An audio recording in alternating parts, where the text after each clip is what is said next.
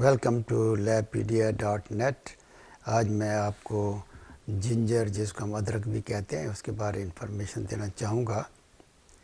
तो सबसे पहले तो हम आते हैं कि how you will define ginger को आप डिफ़ाइन कैसे करेंगे।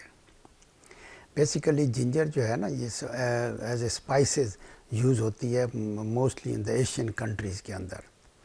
फिर जिंजर जो है ना, ये एंटी इन्फ्लेमेटरी भी है और ये जर्म्स को फाइट भी करती है और एंटी कैंसर भी है। जिंजर जो है एंटीऑक्सीडेंट भी है और एंटी इन्फ्लेमेटरी भी है। जिंजर जो है ना, ये एक रिच सोर्स है vitamin C, antioxidant, fibres, vitamin B6, magnesium and potassium का। उसके बाद हम आ जाते हैं कि what is the history of the ginger. Ginger की हिस्ट्री क्या है। जो रोमन डॉक्टर्स थे, वो जब मिलिट्री मार्च करते थे तो वो जिंजर को हर वक्त अपने पास रेडी रखते थे।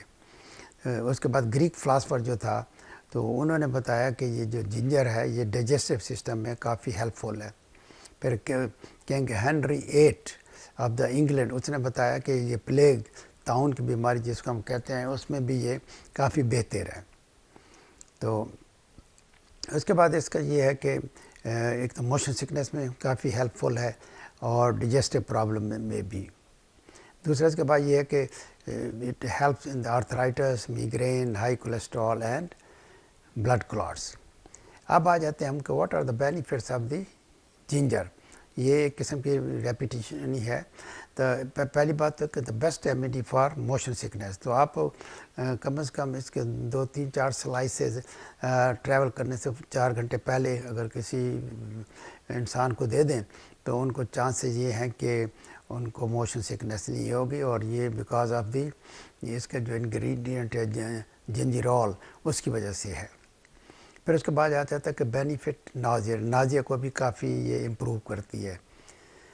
उसके बाद मिग्रेन में भी अगर आप इसको दें तो क्योंकि ये जो है इसके जो कॉन्स्टिट्यूएंट हैं जिंजर के या अदरक के, तो वो जाके प्रोस्टाग्लैंडिन को जाके ब्लॉक करते हैं, तो उसकी वजह से मिग्रेन ठीक हो जाता है। और फिर उसके बाद ये प्रिवेंट करती है ब्लड क्लॉट्स को। अब मैं आ जाता हूँ कि what are the functions of the ginger. सबसे पहले तो हम ये देखते हैं कि ये जो जिंजर है, ये तो एक पहली बात मैंने आप पहले भी ये रेपिटेशन ही है कि एंटीऑक्सीडेंट है और एंटी इन्फ्लेमेटरी है।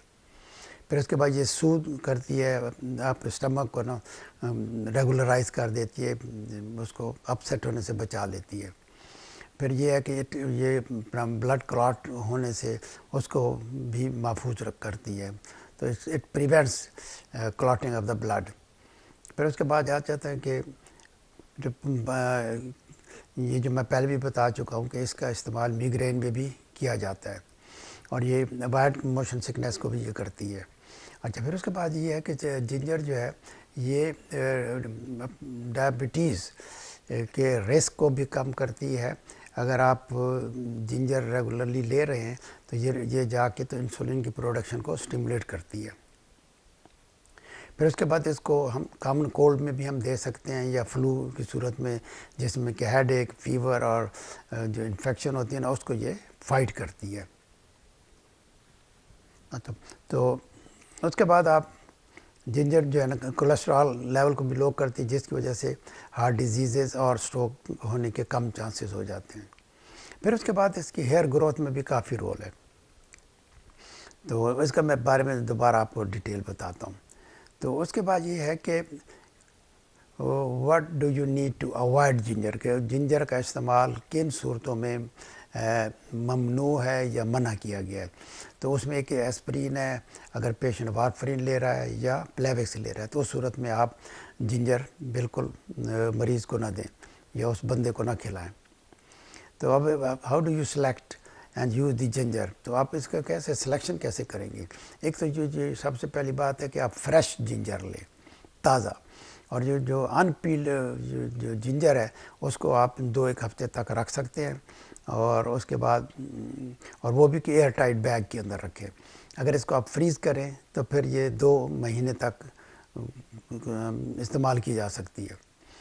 फिर आ जाता है कि what precautions are needed before buying the ginger. Ginger अगर आपने ख़रीदनी हो तो कोशिश ये करें कि फ्रेश हो और उसके ऊपर कोई स्पॉट ना हो, कोई मोल्ड्स ना हो, बिल्कुल ड्राई ना हो और उसकी स्किन रिंकल्ड ना हो, तो that will be the best ginger होगी कि उसके ऊपर कोई रिंकल ना हो।